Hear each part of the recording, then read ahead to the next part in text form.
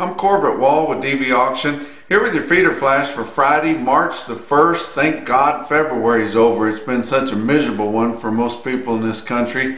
But on Friday here, we're looking at a high noon standoff now. And likely it won't happen till afternoon, but it's about as bad as an Old West shootout here on Main Street, as there hasn't been as much drama in the fat cattle trade as there's been this week.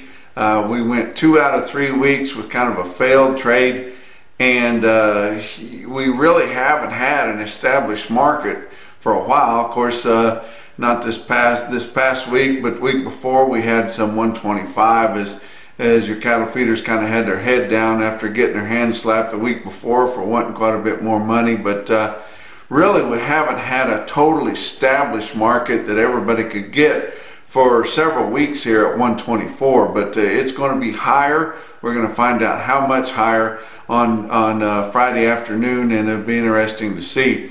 But look at the board on Thursday. February live cattle futures up 55 cents at 129.95.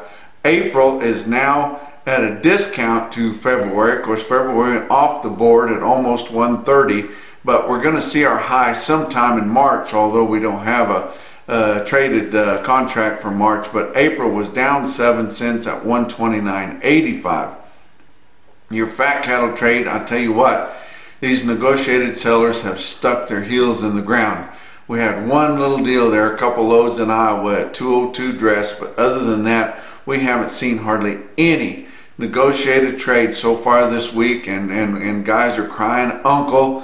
The Unified Negotiated Cattlemen's leverage effort, and they're wanting more money this week, and are not going to give up until they get it. But it'll be interesting to see.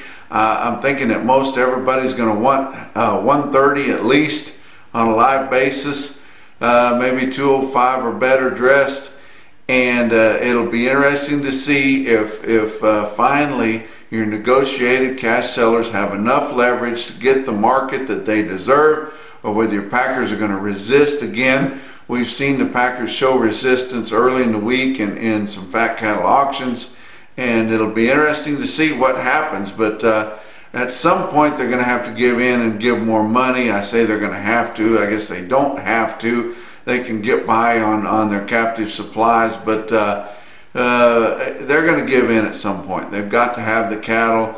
Maybe they have 80% of their needs, but they need the rest of it filled in too. That's getting to the point where they're really needing to step up the slaughter and fill their needs for a lot of out front sales that they have. They have a ton of out front sales, and they need to keep the spot market needs filled too. Look at your box beef cutout values. Choice cuts Thursday afternoon, $219.95, up 49 cents, and it's going to be higher again for the week, and probably going to launch here in the next couple of weeks. And packers are working with a magnificent margin. There's no need that they keep resisting a few dollars more in the fat cattle arena, because they're going to make more than that up on their end product. But select cuts, $215.27, up sharply, up $2.48 on Thursday afternoon, and your choice select spread just down to $4.68. Your slaughter's been aggressive so far this week through Thursday, 469,000, 33,000 more than last week when we had some shutdowns that we talked about, but exactly the same as the same week a year ago. And as long as we're keeping pace with a year ago, we're doing a heck of a good job. Your actual slaughter data that come out for the week ending February 9th had steer carcasses down to 885 pounds, and they're going to continue to plummet with all this bitter cold temperatures, mud that they were pulling before that, and snow and just miserable weather. And the tonnage is definitely in the cattle feeders' favor, although that their cost of gains are not coming out near what they figured in when they put those cattle in. Cattle inventory report over a month late, come out on Thursday, and actually it might have showed a little bit more, but I'm going to live with it, because it did show that the worm has turned on supply and started to lighten up towards the middle part of the year, and we know that our slaughter, our cow slaughter, beef cow slaughter was up big in 2018. They're saying that a lot of it happened the second half of the year. I'll buy that because we got to a point where the southeast was getting awfully dry, and folks were just not keeping a lot of heifers back. Your heifer slaughter was up big compared to 2017, but your cattle inventory at 94.8 million head. That's on January 1st, 2018, 500,000 more than the same point a year earlier. Your calf crop come out at 36.4 million head, maybe up 2% is what USDA is saying the first half of the year. But actually the first half of the year was up 3%. Your total calf crop in 2018 was up 2%. But the second half was way less, and it was enough, even though we have a lot less cows calving in the second half of the year, it was enough to pull it back a full percentage point. So calf crop up 2%, first half of the year up 3%, but the second half a lot lighter, and the second half of the year calvings only 27% of the total, and that goes along with what I've been harping on, is we need more fall calvers. You guys watch here in the next 6-8 weeks as we run out of lightweight calves for guys to buy to turn out on grass, turn out on graze out wheat, what have you. There's just not enough light cattle this time of year because we don't have enough fall calvers. But look at your feeder cattle market, your real-time index on Cattle Market Central, late in the day on Thursday, sitting at 139.40, down 51 cents.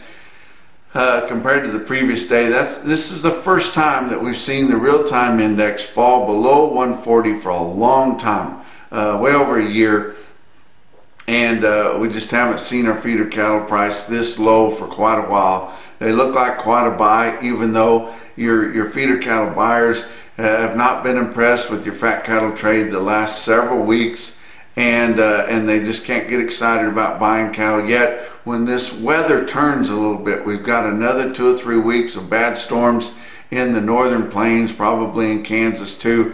But once the weather turns, your guys are going to get a lot more excited about buying feeder cattle at the same time that they're going to get crazy about buying stocker cattle and calves. And it's going to get a lot more aggressive here in another probably 3 weeks or so. So if you can hold off a little bit, I would recommend that you do that. But look at your cattle auctions on Thursday. Pratt, Kansas, 4,700 head. Had an opportunity to get cattle in. The weather's been so bad, but finally had some nice weather early in the week for guys to get around and get those cattle up and get them brought to the sale. But Pratt had 4,700 head. I would say that the heavier receipts probably hurt the market a little bit. Your lightweight feeder steers, your 6-weight feeder steers, $4 to $7 lower, kind of tough. Your heavier weight feeder steers weighing over 750 were steady to $1 higher. Feeder heifers $2 to $4 lower. Calves not well tested because people in that part of the country don't have any calves to sell because we don't have enough fall calvers. Slaughter cows sharply higher. They've been coming up here the last several weeks, guys, and getting a whole lot better on slaughter cows because your cow killers need them to make more ground beef, getting ready for spring demand for hamburger meat, and that's what it is. They got to fill their coffers. They might cryo back a lot of that for later in the summer, but they're hitting the time that they need this boneless beef. And slaughter cows have been sharply higher, but notably I haven't seen a market 5 to 7 higher anywhere else, but Pratt was sure that way on Thursday. Salina, Kansas, farmers and ranchers livestock, 2,600 head. They haven't had as good a weather as they have in southern Kansas, and still a lot of those back roads are hard to get around on, impassable. They had some rough weather, going to get some more rough weather here the next 2 or 3 weeks, but a better run than they've been having, 2,600 head. Now there, your big feeder steers weighing over 8.5, not well tested in Pratt, but they are up north, weighing over 8.5 feeder steers, $2 to $4 lower, and then those middleweight feeder cattle weighing 7 to 850 on the steers, steady to $2 higher. Feeder heifers were steady to $3 lower, and not enough calves there to test either, just not enough calves around. Going to give you, well, let's talk about Mitchell, South Dakota also. They sell a lot of cattle in Mitchell, South Dakota. On the eastern side there, 8,500 head in Mitchell. Feeder steers there weighing over 800 pounds were steady to $2 lower. The feeder steers weighing under 800 pounds were steady, maybe spots $2 to $4 higher if those cattle had some condition on them.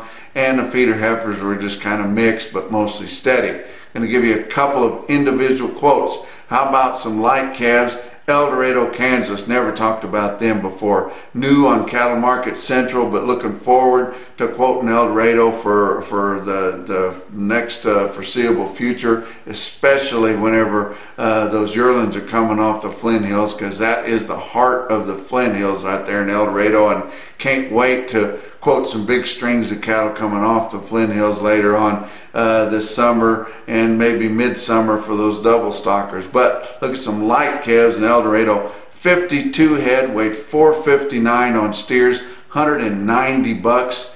Clarinda, Iowa, John Anderson and Company, 56 head of 720 pound steers, bring $156. And that's your feeder flash for Friday.